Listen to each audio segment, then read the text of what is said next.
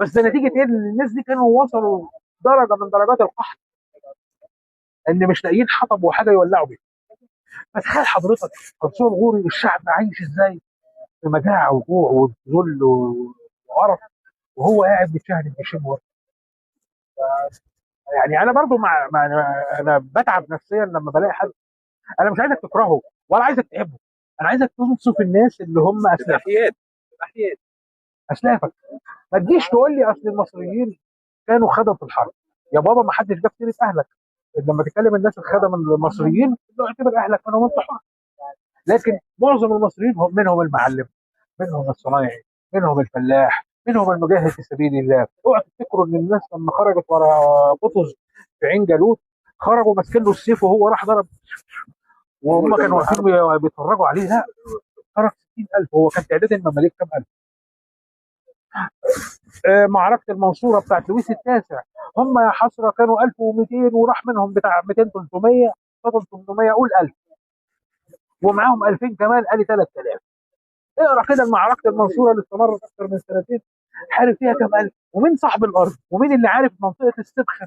يعني اهالي المنصوره ودمياط حضراتكم طبعا جايين من هناك، عارفين الحته دي براري زمان كانت عامله ازاي، والملاحات والبرك والمستنقعات. الجو اللي بيحكيه جوناثان اللي هو كان احد قاده لويس التاسع، وبيحكيه المؤرخين المصريين او العرب، الجانب ده بيحكي كذا وده بيحكي كذا. مين اللي كانوا بيلعبوهم باللعب ده، ومين اصحاب الارض اللي عارفين الارض دي؟ المماليك اللي لسه ما بقى لهمش 3 4 سنين في مصر كانوا اضرب بجغرافيه البلد، ولا المصريين اللي دافعوا مسكوا لويس من قفاه وعملوا له زفه من بلد لحد المنصوره في وقت ما كانش فيه لا سلطان ولا جيش ولا قائد جيش. كانت ست اسمها شجر الدر هي اللي قادت المعركه. اه كتر خيرها وكتر خيرهم ان هم قادوا المعركه، لكن مين اللي كان الدراع اللي بيسند؟ مين اللي دفع التكاليف؟ الجامع ده اتبنى على حساب مين؟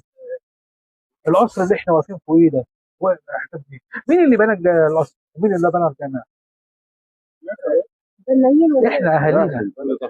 اهالينا احنا اللي خيرنا عليهم. احنا اللي عملنا العبقريه بتاعت جامع السلطان حسن، الهرم الرابع وايقونه المعمار الاسلامي و احنا اهالينا.